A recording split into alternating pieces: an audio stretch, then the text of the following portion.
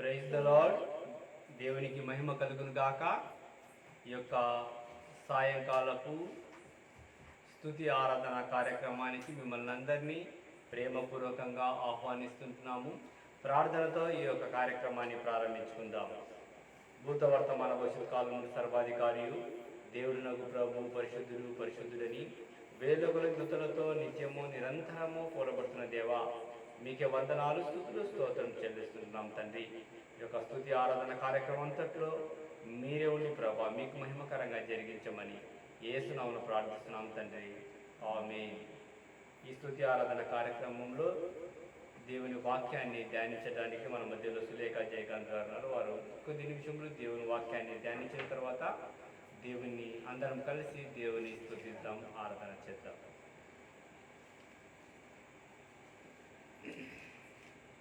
ఈరోజు దేవుడు మన కోసం ఏర్పాటు చేసిన వాక్య భాగము నెహెమ్యా గ్రంథము 1వ అధ్యాయము 5వ వచనాన్ని చదువుకుందాం.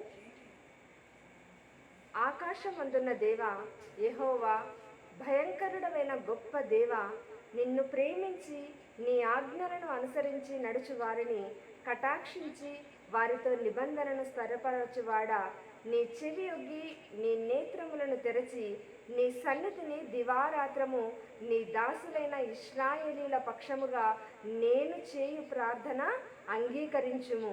నీకు విరోధముగా పాపము చేసిన ఇశ్రాయేలు కుమారుల దోషమును నేను ఒప్పుకొనుచున్నాను. నేనును నా తండ్రి ఇంటి వారును పాపము చేసి ఉన్నాము. ఒక చిన్న ప్రార్థన చేసుకుందాం. పరిశుద్ధుడ, మహోన్నతుడ, మహిమగల గొప్ప తండ్రి, మీ పాదములకు వెళ్ళలేని స్థుతులు, స్తోత్రములు చెల్లిస్తున్నాం నాయనా. నేటి శుక్రవార సమయమున ప్రభా, ఈ యొక్క పరిశుద్ధమైన కూడికలో ప్రభా మీ యొక్క సన్నిధిలో చేరి మీ యొక్క వాక్యంను ధ్యానించబోతుండగా మీరు మాతో ఉండండి, మీరు మాతో మాట్లాడండి నాయనా. యేసయ్య తండ్రి, వింటున్న ప్రతి ఒక్క బిడ్డను సంధించమని ప్రార్థిస్తున్నాం నాయనా. వాక్యం అనేది బలమైనది నాయనా. మీ యొక్క వాక్యం అనేది జీవితాలను సరిచేసేది నాయనా. మీ యొక్క వాక్యం అనేది ప్రభా మా యొక్క ఆత్మీయ కొరతలను, బలహీనతలను ప్రభా సరిచేసేదని మేము నమ్ముతున్నాము నాయనా. వాక్యం వింటున్నటువంటి ప్రతి ఒక్క బిడ్డతో మీరు మాట్లాడమని ప్రార్థిస్తున్నాం నాయనా. నా తండ్రి, ఈ కూడికకంతటికీ మీరే ఆది నుంచి అంతం వరకు ఉండి మా ద్వారా మీరు మహిమ పొందుమని, యేసయ్య బలహీనురాలైనటువంటి నన్ను బలపరిచి మీ ఆత్మశక్తి చేత నింపి మీ వాక్కులను నా నోటి ద్వారా బయలుపరచమని నజరేయుడైన శక్తి గల యేసు నామమున ప్రార్థిస్తూ అడిగి వేడుకొనుచున్నాను నా ప్రియ పరలోకపు తండ్రి.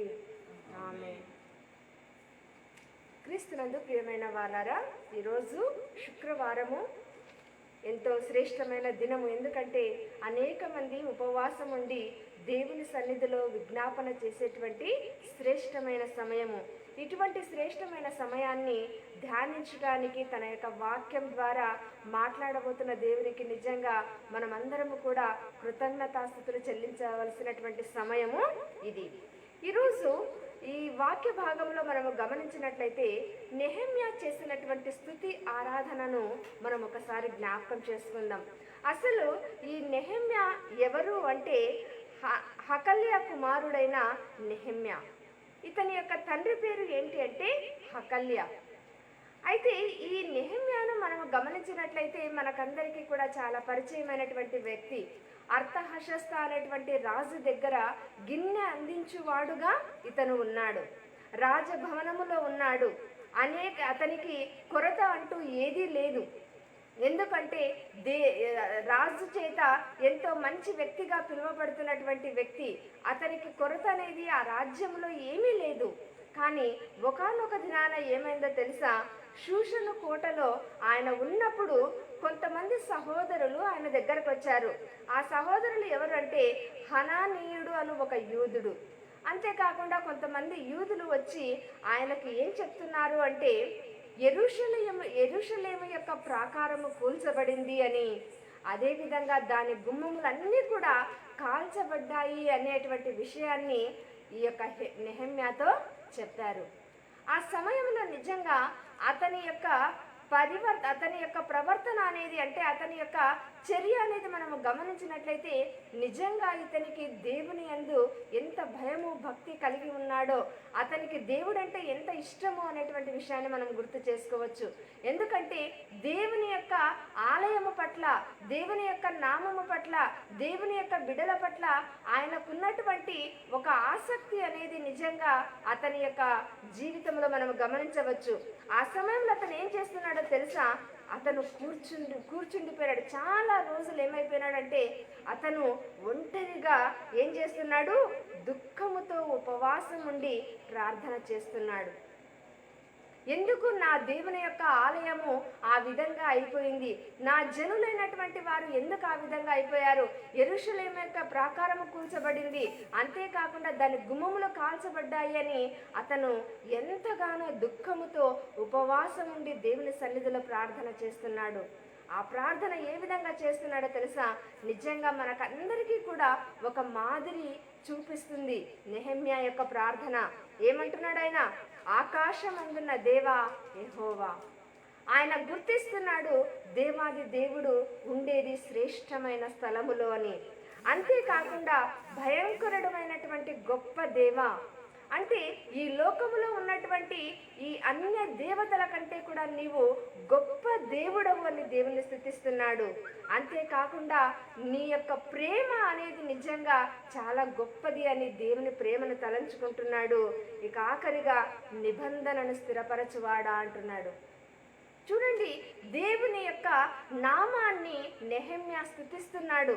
ఆకాశమందున్న దేవ అంటే అత్యున్నత స్థలములో ఉన్నటువంటి దేవుణ్ణి ఆయన మహిమపరుస్తున్నాడు. ఆయనను ఒక గొప్ప దేవునిగా మహిమపరుస్తున్నాడు. ఆయన యొక్క ప్రేమను తలంచుకుంటూ మమ్మల్ని అందరినీ కూడా ప్రేమిస్తున్న దేవా నీకు స్తోత్రాలు, అంతేకాకుండా మాతో చేసినటువంటి నిబంధనను స్థిరపరచువాడా అని దేవుని నామాన్ని మహిమపరుస్తున్నాడు. అంతేకాకుండా ఆయన ఏమంటున్నాడో తెలుసా? మేమందరము కూడా చేసినటువంటి తప్పులను దయతో క్షమించు. నేనును నా ఇంటి వారును నా జనాంగాలు చేసినటువంటి తప్పును క్షమించు అని ఆయన ఏం చేస్తున్నాడు? ఉపవాసం ఉండి అనేక దినములు దేవుని సన్నిధిలో ప్రార్థన చేస్తున్నాడు. ఈరోజు ఉపవాసం ఉన్నటువంటి బిడ్డలారా, మన యొక్క ప్రార్థనకు తప్పకుండా ఫలితం ఉంటుందనేటువంటి విషయాన్ని మనము గుర్తు చేసుకోవాలి. ఎందుకంటే మన దేవుడు మనవిని ఆలకించే దేవుడు. ఎప్పుడైతే నెహెమ్యా యథార్థమైన హృదయముతో దేవుని యొక్క ఆలయము పట్ల ఉన్నటువంటి ఆసక్తిని ఉపవాసం ఉండి ప్రార్థన చేశాడో దేవుడు ఆయన మనవిని ఆలకించాడు. అర్థహశస్త రాజు యొక్క మనసును ఆయన మార్చాడు. అంతేకాకుండా ఆ రాజు ఏం చేస్తున్నాడు? అనేకమైనటువంటి ధాన్యాన్ని, బంగారు, వెండి అన్నిటిని కూడా ఇచ్చి వెళ్ళి నీ యొక్క దేవుని ఆలయము ప్రాకారములను, గుమ్మములను కట్టించుకొని మరలా తిరిగి రాని పంపిస్తున్నాడు. చూసారా, ఉపవాస ప్రార్థనలో దేవుణ్ణి స్తుతించడంలో ఉన్నటువంటి గొప్పతనం ఏంటో ఏమంటే మన యొక్క సమస్యను ఏం చేస్తాడంటే దేవుడే పరిష్కరిస్తాడు. నిజానికి అర్థహశస్త రాజు అంత గొప్ప త్యాగం చేయాల్సినటువంటి పని లేదు, కానీ దేవుడే అతని యొక్క హృదయాన్ని మార్చాడు. దేవుని యొక్క తోడు పెట్టుకొని నెహెమ్యా ఏం చేస్తున్నాడు? యెరూషలేము దగ్గరకు వచ్చాడు. ప్రాకారములను కట్టించాలనుకున్నాడు. అయితే అక్కడ ఉన్న వాళ్ళు అనేక మంది ఎగతాళి చేశారు, అనేక మంది తక్కువ చేశారు అతని మీద ఎన్నోసార్లు హత్యా ప్రయత్నాన్ని కూడా చేశారు. కానీ అతనికి దేవుడు తోడుగా ఉన్నాడు. యెహోవా యందు భయభక్తులు గల వారి చుట్టూ ఆయన దేవదూతలు కావలి ఉండి రక్షించును అని కీర్తనాకారుడు అంటాడు. కాబట్టి వాక్యం వింటున్నటువంటి మనము ఎటువంటి సమస్యలతో మనము దేవుని సన్నిధికి వస్తున్నామో దేవునికి తెలుసు. దేవుడు మన మనవిని ఆలకిస్తున్నాడు. ఆ యొక్క మనవులన్నిటినీ కూడా తీర్చేటువంటి సమయము చాలా దగ్గరలో ఉంది అనేటువంటి విషయాన్ని మనం మరచిపోకూడదు. ఈ యొక్క మార్గములో అంటే మన సమస్యలకు పరిష్కారము దొరికేంత వరకు అనేక మంది మనల్ని అవహేళన చేయవచ్చు, అనేక మంది మనల్ని మన యొక్క నిరీక్షణ నుంచి బలహీనపరచాలని ట్రై చేయొచ్చు. కానీ దేవుడు వాగ్దానమును, నిబంధనను స్థిరపరచువాడు అనేటువంటి విషయాన్ని మనం మరచిపోకూడదు. ఆయనకు మన పట్ల ఎంతో గొప్ప ప్రణాళిక ఉంది. ఆయన మనల్ని ఎంతో ఉన్నతమైన స్థితిలో ఉంచాలని చూస్తున్నాడు. కాబట్టి వాక్యం ఉంటున్నటువంటి వాళ్ళారా, మనమందరము కూడా ఏ విషయములైతే దేవుని సన్నిధిలో మనము ఆయన సన్నిధిలో మనము మొరపెడుతున్నామో మన ప్రార్థనను ఆలకించే దేవుడని మనం గుర్తు చేసుకోవాలి. మనతో ఆయన చేసినటువంటి నిబంధనను ఆయన స్థిరపరిచే దేవుడు, అత్యున్నతమైన స్థలములలో నివాసం ఉండే దేవుడు, మనల్ని ఎల్లప్పుడూ కూడా ప్రేమించే దేవుడు. అటువంటి శ్రేష్టమైన దేవుణ్ణి మనమందరము కూడా కలిగి ఉన్నాం. కాబట్టి మన జీవితంలో ఈ సమస్యకు పరిష్కారం లేదు అనడానికి లేదు. ఖచ్చితంగా మన సమస్యలకు పరిష్కారం ఉంది. అయితే మనం ఏం చేయాలో తెలుసా? దేవుని సన్నిధిలో మనము ప్రార్థన చేయాలి. దేవుని సన్నిధిలో ఉపవాసం ఉండి ఎప్పుడైతే ప్రార్థన చేస్తామో, దేవుని సన్నిధిలో ఎప్పుడైతే స్తుతితో కూడినటువంటి ఆరాధన మనం చేస్తామో, తప్పకుండా దేవుడు మన సమస్యలకు పరిష్కారం చూపుతాడు. ఎప్పుడైతే నెహెమ్యా ఆ విధంగా ఉపవాసం ఉండి దేవుని యొక్క ఆలయాన్ని కట్టించాలని ఆయన ప్రార్థన చేశాడో, దేవుడు ఆయన మార్గాన్ని ఎంతగా సులువు చేశాడంటే, యెరూషలేము యొక్క ప్రాకారములను, గుమ్మములను కట్టించడానికి నిజానికి చాలా సంవత్సరాలు పడుతుంది. కానీ కేవలం 52 రోజులలో ఆ ప్రాకారాలన్నీ కూడా కట్టించేశాడు. ఆ యొక్క గుమ్మములు, కాల్చివేయబడిన గుమ్మములన్నీ కూడా నిలబడ్డాయి. దేవుని యొక్క ఆలయం అనేది తిరిగి దేవుణ్ణి ఆరాధించడానికి ప్రారంభమైంది. ప్రియమైన వారలారా, అటువంటి శక్తివంతుడైనటువంటి దేవుడు మన దేవుడు. ఆయనకు అసాధ్యమైనది ఏదీ కూడా లేదు అనేటువంటి విషయాన్ని మనము మర్చిపోకూడదు. ఇక్కడ గమనిద్దాం, మనము ఎప్పుడైతే దేవాలయం యొక్క ప్రాకారములు అనేవి నిలబడ్డాయో, గుమ్మములు అనేవి నిలబడ్డాయో, నిజంగా వారందరూ కూడా ఏం చేస్తున్నారో తెలుసా? ఉదయము మొదలుకొని మధ్యాహ్నం వరకు వారందరూ కూడా దేవుని వాక్యాన్ని వింటున్నారు. కాబట్టి ఈరోజు మనమందరము కూడా, మనకందరికీ, ప్రతి క్రైస్తవునికి కూడా ఒక గొప్ప నిబంధనతో కూడినటువంటి వాక్యం ఏంటంటే, మన స్తుతి ఆరాధనలో, మన యొక్క ఉపవాస ప్రార్థనలో ఏముండాలో తెలుసా? వాక్యం అనేది ఉండాలి. కేవలం మనము ఉపవాసం ఉండడమే కాదు, వాక్యాన్ని ఎప్పుడైతే చదువుతామో మనము బలపడతాం అనేటువంటి విషయాన్ని మర్చిపోకూడదు. ఇక్కడ ఏం చేస్తున్నారు? జనులందరూ కూడా ఆ కట్టబడినటువంటి యెరూషలేము దేవాలయములో వారు వాక్యాన్ని చాలా శ్రద్ధగా వింటున్నారు. ఆ తరువాత ఏమైందో తెలుసా? వారందరూ కూడా ఎప్పుడైతే వాక్యాన్ని వింటున్నారో, వారి యొక్క హృదయాలలో వారి పాపములు అనేవి మండుతున్నాయి. అయ్యో, మేము ఈ తప్పు చేశామని వారు ఏం చేశారు? దేవుని సన్నిధిలో తప్పును ఒప్పుకున్నారు, దేవుని స్తుతించారు. ఎందుకంటే మనం 8వ అధ్యాయం, నెహెమ్యా గ్రంథం 8వ అధ్యాయము 6వ వచనంలో గమనించినట్లయితే, యెహోవాను స్తుతింపగా జనులందరూ తమ చేతులెత్తి ఆమేన్ ఆమేన్ అని పలుకుచు నేలకు ముఖములు ఉంచుకొని యెహోవాకు నమస్కరించిరి. గమనించారా? ఎప్పుడైతే వారి జీవితంలో తమ యొక్క పాపాలను క్షమించిన దేవుడు అని వారు గుర్తెరిగినారో, వెంటనే వారి యొక్క హృదయాలలో స్తుతి అనేది ఆరంభమైంది. మన జీవితాలలో నిజంగా మనం చేసేటువంటి స్తుతి నిజమైన స్తుతేనా? నిజంగా మనము మన హృదయపూర్వకంగా మనము దేవుణ్ణి ఆరాధిస్తున్నామా అనేటువంటి విషయాన్ని గుర్తించాలి. ఎందుకంటే ఇక్కడ ప్రజలు ఎప్పుడైతే వాక్యాన్ని విన్నారో, ఆ వాక్యం అనేది ఏమైందంటే వారి జీవితాలను సరిచేయడం ప్రారంభించింది. ఈరోజు వాక్యం ఉంటున్నటువంటి మనము నిజంగా సరిచేయబడినటువంటి హృదయాలతో, సరిచేయబడినటువంటి జీవితాలతో మనము దేవుణ్ణి స్తుతిస్తున్నామా, దేవుణ్ణి ఆరాధిస్తున్నామా? జ్ఞాపకం చేసుకోండి. ఎందుకంటే నిజమైన స్థితి ఎప్పుడు వస్తుందో తెలుసా? వాక్యం అనేది మన జీవితాలలో ఫలిస్తున్నప్పుడు. ఎప్పుడైతే వాక్యం అనేది మనం వింటుంటామో అది మన జీవితాలలో పనిచేయాలి, ఫలించాలి, వాక్యాన్ని అంగీకరించాలి. అటువంటి వారే హృదయపూర్వకంగా దేవుణ్ణి ఆరాధించగలరు. ఎప్పుడైతే వీరు ఉదయము మొదలుకొని మధ్యాహ్న కాలం వరకు వాక్యాన్ని వింటున్నారో వారి జీవితాలు సరిచేయడం ప్రారంభమైపోయింది. ఆత్మ దేవుడు వారి యొక్క హృదయాలను సరిచేస్తున్నాడు, వారి యొక్క పాపాలను ఒప్పుకునేటట్లు చేశాడు. వెంటనే వారందరూ కూడా దేవుని సన్నిధిలో ఆమేన్ ఆమేన్ అనుకుంటూ తలలు వంచి తమ పాపాలను ఒప్పుకున్నారు, దేవుని స్తుతించారు, ఆరాధించారు, దేవుని సన్నిధిలో ఏడుస్తున్నారు. అయితే ఇక్కడ ఏమంటున్నాడో తెలుసా యాజకుడు? మీరు దుఃఖపడకుడి, యెహోవా యందు ఆనందించుట వలన మీరు బలమొందుదురు. అయితే దేవుని యొక్క ఉద్దేశం ఏంటంటే నిజమైన స్థితిలో ఆనందము ఉంది అనేటువంటి విషయాన్ని గుర్తించాలి. వాక్యము ఎప్పుడైతే మనము వింటామో, శ్రద్ధగా వింటామో, వాక్యం ఎప్పుడైతే మన హృదయాలలో స్థిరపరుచుకుంటామో, వాక్యానుసారంగా ఎప్పుడైతే జీవించాలని మనం తీర్మానించుకుంటామో, మన జీవితాలలో ఏముంటుందో తెలుసా? నిజమైన ఆనందము ఉంటుంది. అంతేకాకుండా ఎప్పుడైతే ఈ ఇశ్రాయేలీయులందరూ కూడా ఆ కట్టబడినటువంటి యెరూషలేము దేవాలయములో తమ జీవితాలను హృదయాలను సరిచేసుకొని నూతన బలాన్ని పొందుకున్నారో వారందరూ కూడా ఇళ్ళకి ఎలా వెళ్ళారో తెలుసా? 17వ వచనము ఆఖరి వచనములో గమనించినట్లయితే, అప్పుడు వారికి బహు సంతోషము పుట్టెను.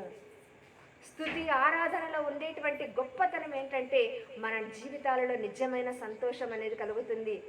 మనం అనుకుంటుంటాము నిజమైన సంతోషం అనేది మనుషుల వల్ల రాదు, నిజమైన సంతోషం అనేది సంపద వల్ల కలగదు, నిజమైన సంతోషం అనేది డబ్బు వల్ల రాదు. కానీ దేవుని సన్నిధిలో ఎప్పుడైతే మనము హృదయపూర్వకంగా స్తుతిస్తామో, దేవుని వాక్యాన్ని మనం ఎప్పుడైతే హృదయపూర్వకంగా విని దేవుని నామాన్ని స్తుతించడం ఆరంభిస్తామో అది నిజమైన సంతోషము, అది నిజమైన ఆనందము అనేటువంటి విషయాన్ని ఇక్కడ నెహెమ్యా జీవితం ద్వారా మనం నేర్చుకోవచ్చు.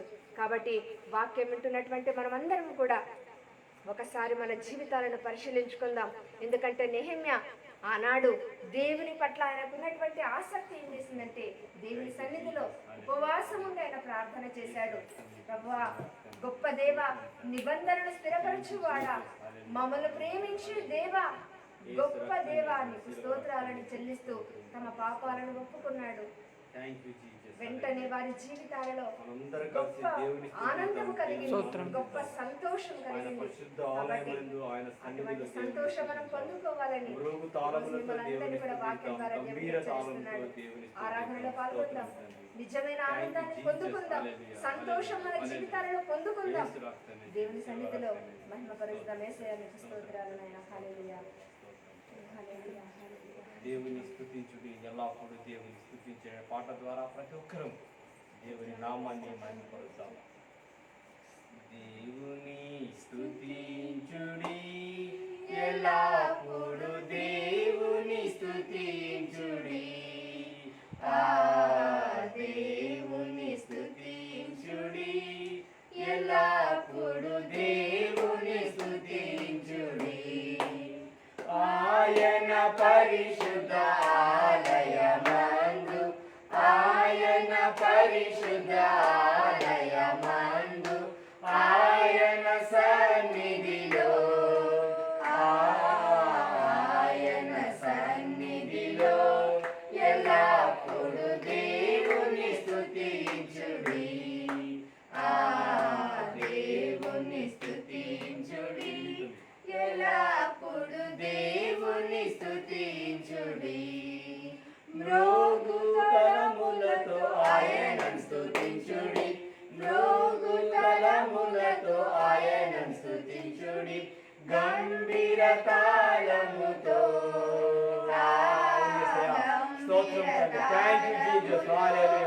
ఎల్లప్పుడూ దేవుని స్తుతించుడి,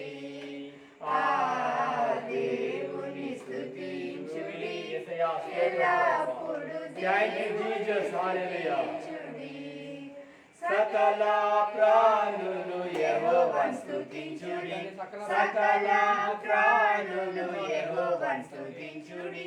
హల్లెలూయా, ఆమేన్, హల్లెలూయా, ఆమేన్. ఎల్లప్పుడూ దేవుని స్తుతించుడి, దేవుని స్తుతించుడి, ఎల్లప్పుడూ దేవుని స్తుతించుడి. అవును తండ్రి, ఆశ్చర్యకుడా స్తోత్రం ప్రభా, ఆలోచనకర్త స్తోత్రం ప్రభా, బలమైన దేవా స్తోత్రం ప్రభా, నిత్యుడవగు తండ్రి స్తోత్రం ప్రభా, సమాధానకర్త అధిపతి మీకే వందనాలు ప్రభా, అత్యున్నత సింహాసనంపై ఆసీనుడైన దేవా మీకే వందనాలు, మీకే స్తుతులు, మీకే స్తోత్రములు చెల్లిస్తున్నాం తండ్రి.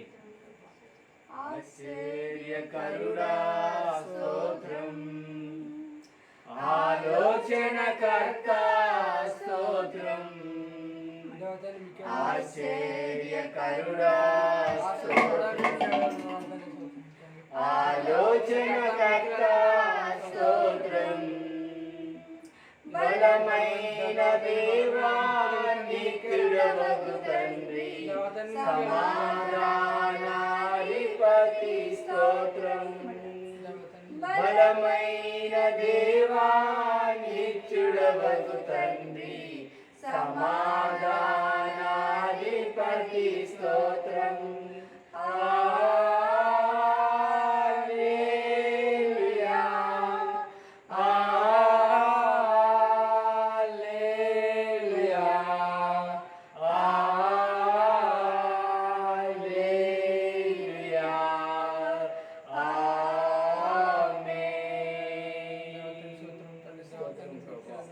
Thank you Jesus hallelujah.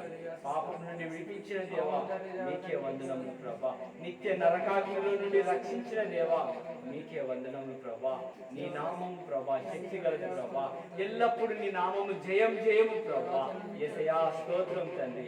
Thank you Jesus హల్లెలూయా హల్లెలూయా. స్తోత్రం ప్రభా. థ్యాంక్ యూ జీసస్ హల్లెలూయా.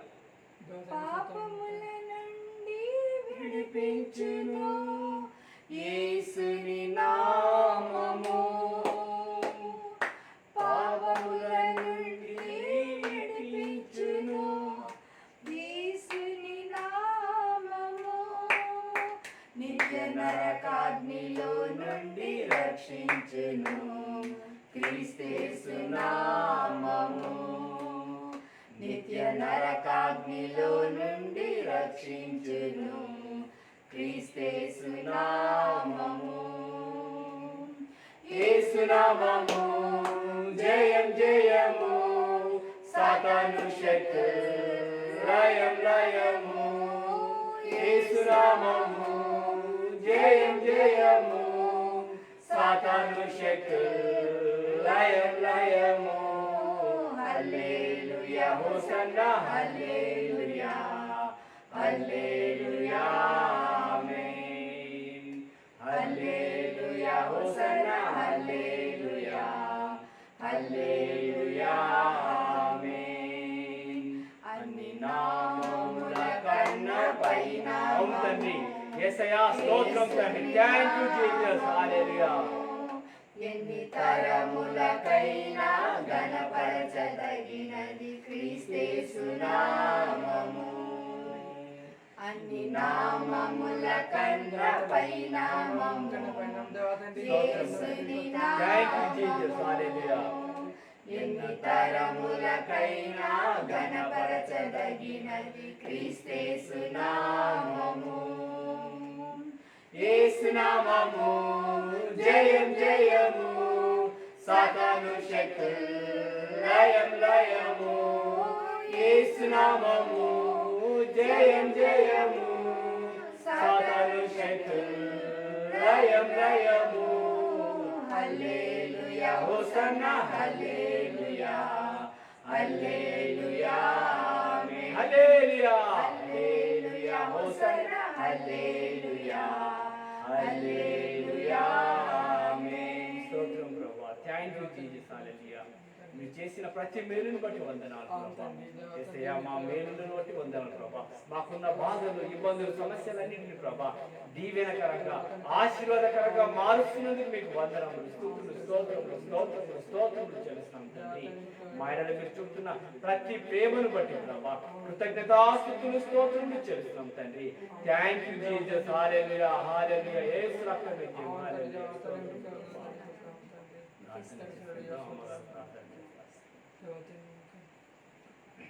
స్తోత్రం స్తోత్రం స్తోత్రం స్తోత్రం స్తోత్రం స్తోత్రం అని నిన్న నేడు నిరంతరము నిత్యము పొగడబడుచున్న మా గొప్ప తండ్రి నీకే స్తుతులు స్తోత్రాలు స్తోత్రాలు వందనాలు చెల్లిస్తున్నాం ప్రభువా.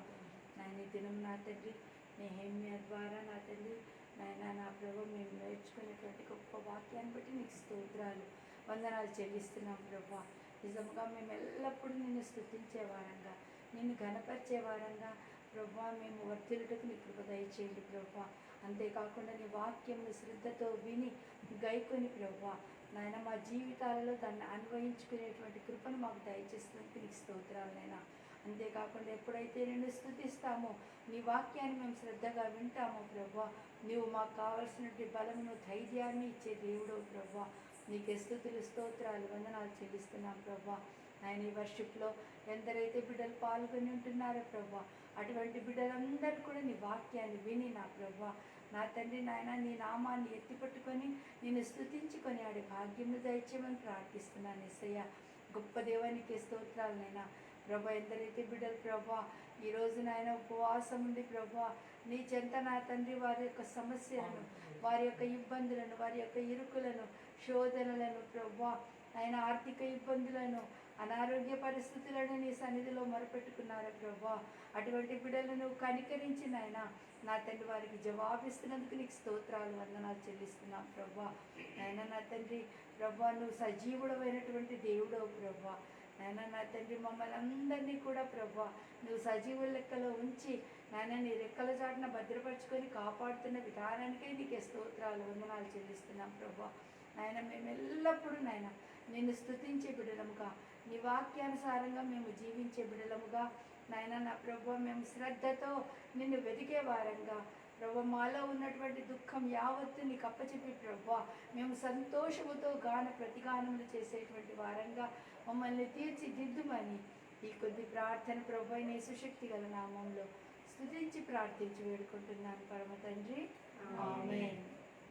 పరలోక ప్రార్థించుకుందాం. పరలోకమున్న మా తండ్రి మీ నామం పరిశుద్ధపరచబడును గాక, మీ రాజ్యం మాకు వచ్చును గాక, మీ చిత్తం పరలోకమందు నెరవేర్చినట్టు భూమి అందు నెరవేరును గాక. మాకు కావలసిన అనుదిన ఆహారం నేడు మాకు దయచేయి. మా రుణస్థులను మేము క్షమించిన ప్రకారం మా రుణాలను క్షమించు. మమ్మ శోధనలోనికి దుష్టు నుండి తప్పించుము. ఎందుకంటే రాజ్యము బలము మహిమ నిరంతరం నీవై ఉన్నావు తండ్రి ఆమేన్. ఆశీర్వాదం తీసుకున్నాం. మన పరమ తండ్రి అయిన దేవుని యొక్క ప్రేమయు మన ప్రభు ఆయన ప్రియకుమారుడు మన రక్షకుడైన యేసుక్రీస్తు యొక్క కృపయు పరిశుద్ధాత్మని యొక్క అన్యోన్య సహవాసము సన్నిధి ఎందరైతే బిడ్డలు నీ పాదముల చెంత చేరి కన్నీటితో తమ యొక్క విజ్ఞాపనలను నీకు మొరపెట్టి ఉంటున్నారో అటువంటి బిడ్డలకు అందరికీ ఇప్పుడు ఎల్లప్పుడూ సదాకాలము నీ కృప శాంతి సమాధానము జవాబు దయచేయుగాక ఆమేన్.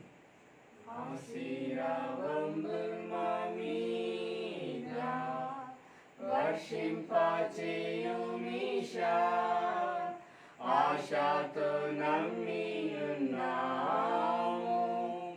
నీ సత్య వాగ్దాతము ఈ మాయి మీద కృమ్మరించుము దేవా క్రమర ప్రేమ వర్షము కృమ్మరించుము దేవా.